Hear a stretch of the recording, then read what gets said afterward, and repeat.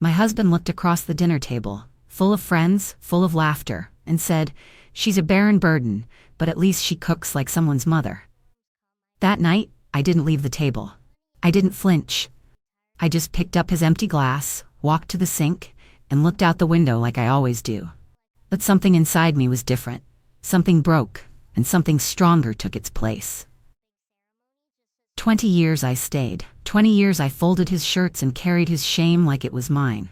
But now, he's the one begging for warmth, and I'm the one holding the keys to my parents' mansion, alone. If you're still here, thank you. That means more to me than you know. Because this isn't just a story about a man who mistreated a woman. No, this is a story about time, about waiting too long, hoping too hard, and finally learning how to close a door, even if you once begged for it to stay open. If you've ever been dismissed, overlooked, or made to feel like your worth depended on what you could give someone else, then you already know what kind of pain I'm talking about. I know you might be watching from a small apartment, or a quiet kitchen, or maybe even your car during a lunch break. I just want you to know, you're not alone. You're welcome here. You can tell your story in the comments, or just sit with mine. Either way, we'll carry the silence together. So pull your chair closer. Let me tell you how a woman they called useless became the one who held the keys. I was born on the edge of a quiet town in Georgia, the kind of place where neighbors still waved and sweet tea was its own kind of currency. My name's Ruth, and if you ask anyone who knew me back then, they'd tell you I was the girl who smiled too easy, worked too hard, and always brought back the pie plate clean. My daddy was a quiet man, but he carried presence. He built our family home with calloused hands and a promise he kept until the day he died. Mama? She could turn a porch light into a feeling. She was grace in an apron, always humming, always folding laundry like it was a prayer. They raised me on respect, not riches, on faith, not fear. I didn't grow up chasing weddings, but I did grow up believing in partnership. I believed in earning love, not demanding it. So when I met him, Michael, at 25, I thought I'd finally found a man who spoke the same language as my father. He was clean-cut, ambitious, the kind of man who made you feel like the world was already yours if he just looked your way. He talked a lot about the future, a house of our own, a family, a legacy.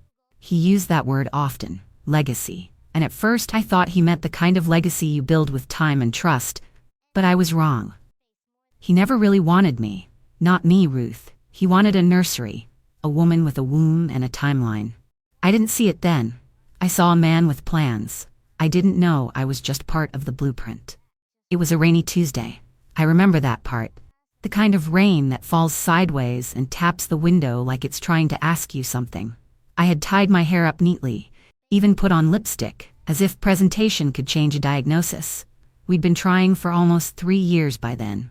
Every month, I'd sit on the bathroom floor and pretend not to count days. I'd read those little test strips like they held the answer to my worth. I'd cry into the towel drawer and wipe my face before he walked in. That day, the doctor looked over his glasses with a face full of pity. He didn't say never, doctors rarely do, but he said words like unlikely, scar tissue, age-related decline. Michael sat stiff beside me, hands in his lap, eyes on the wall behind the doctor. He didn't ask questions. He didn't squeeze my hand.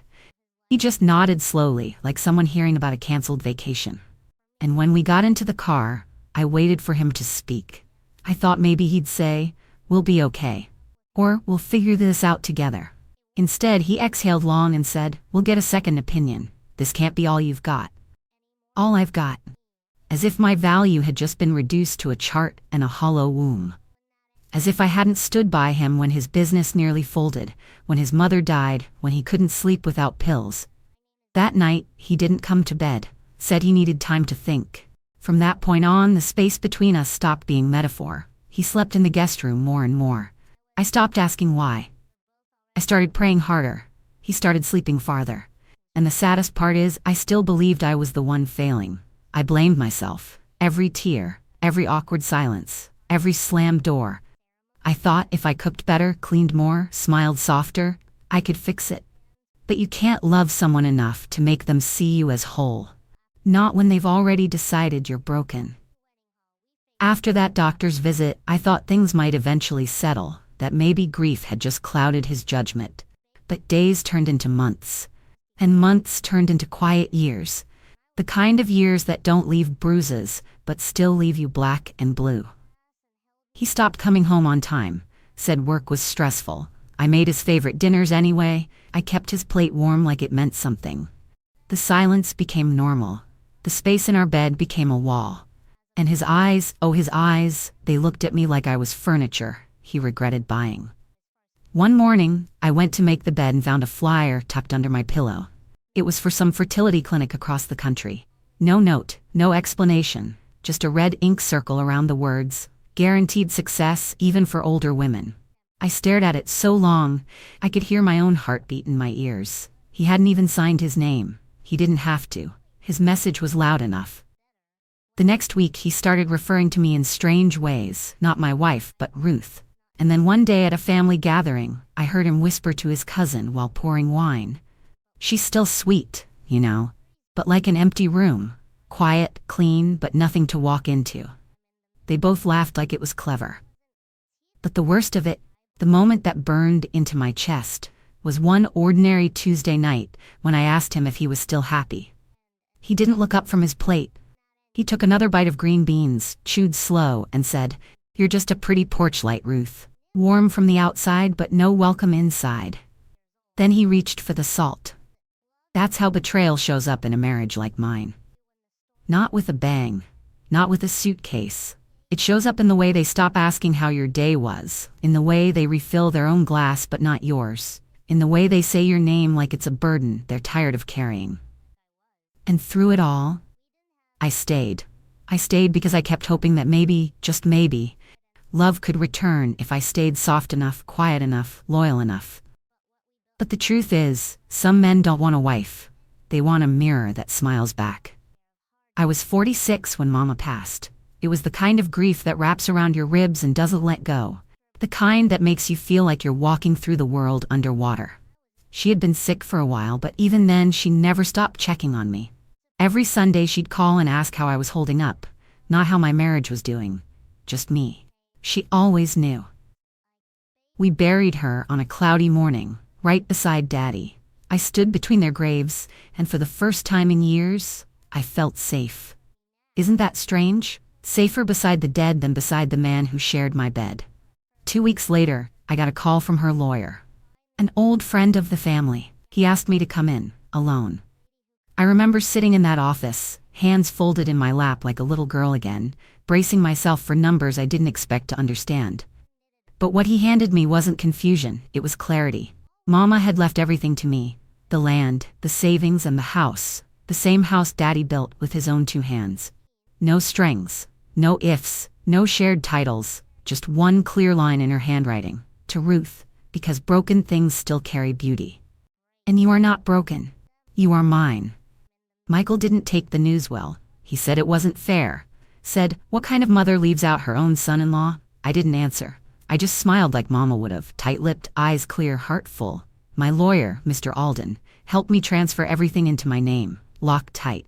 He didn't say much, but before I left, he stood beside me at the door and said, "Ruth, don't let anyone spend what they didn't earn." And that was the moment I felt it. Not victory, not pride. Just the first flicker of ownership. Not over land or money, over myself. Mama didn't just give me a house, she gave me back my name.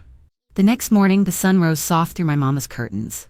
I stood in her old kitchen, barefoot, quiet, with a cup of black coffee and a silence that wrapped around me like an old quilt. And for the first time in a long time, I didn't feel small. I knew he'd wake up confused. He'd look around the house, notice the missing things, the desk drawer where the deed used to be, the shelf where my father's pocket watch once rested, my nightstand, empty, my scent already fading from the pillows. I didn't leave him a long letter. I wasn't trying to be poetic, just honest, just done. I left it on his bathroom mirror, one sheet of paper. 5 sentences.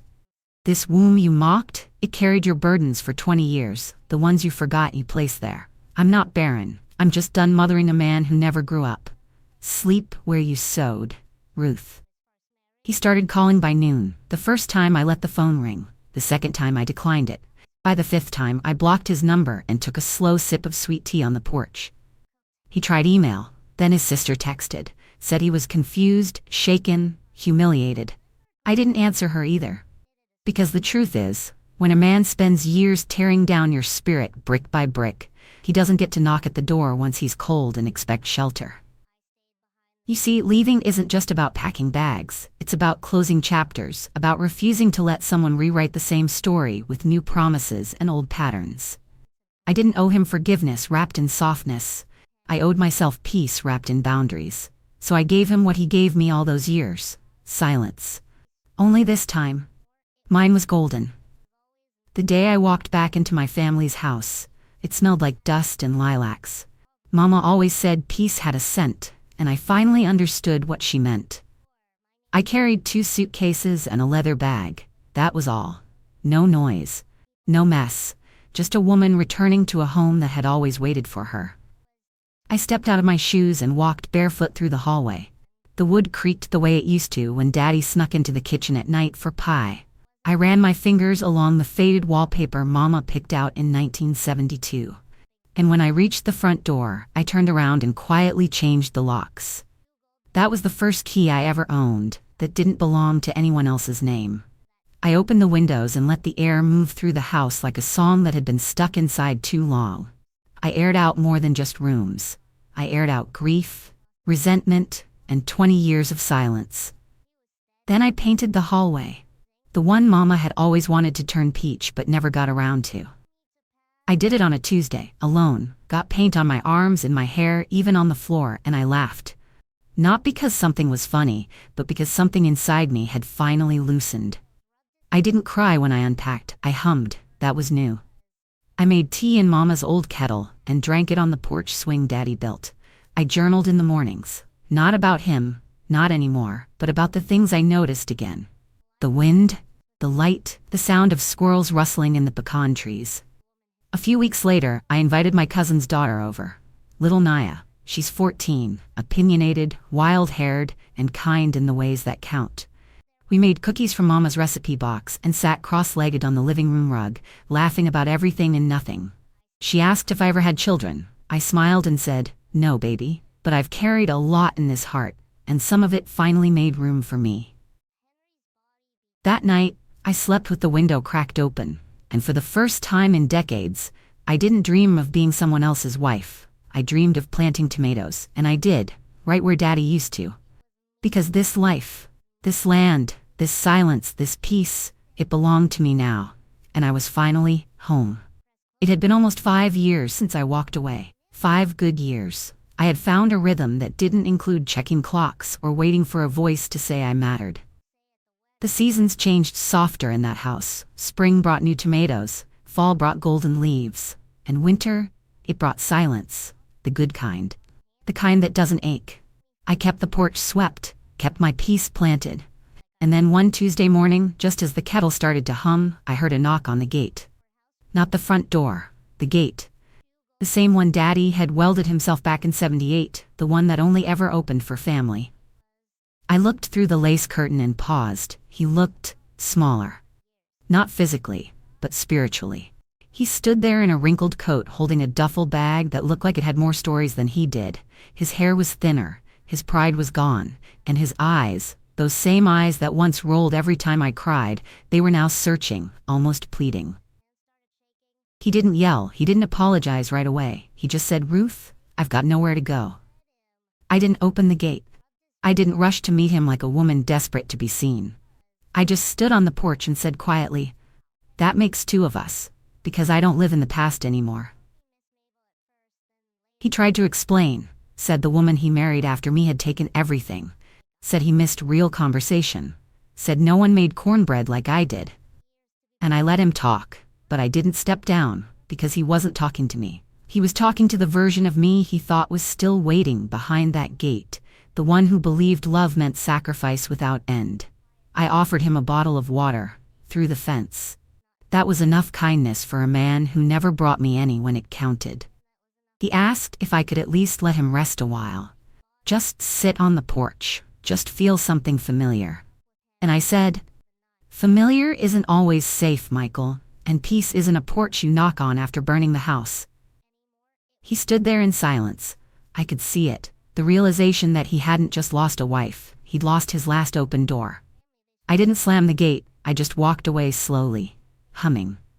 And behind me, the wind picked up and the tomatoes swayed like they were proud of me. Some women scream when they're hurt, some pray louder, some throw things, some beg, and for a long time, I thought silence meant weakness. I thought if I didn't shout my pain, then maybe it didn't count. Maybe it wasn't real. But the truth is, silence is a language too. It's the language of women who are tired of repeating themselves, of wives who've said "I'm not okay" so many times that the words dried up in their mouths.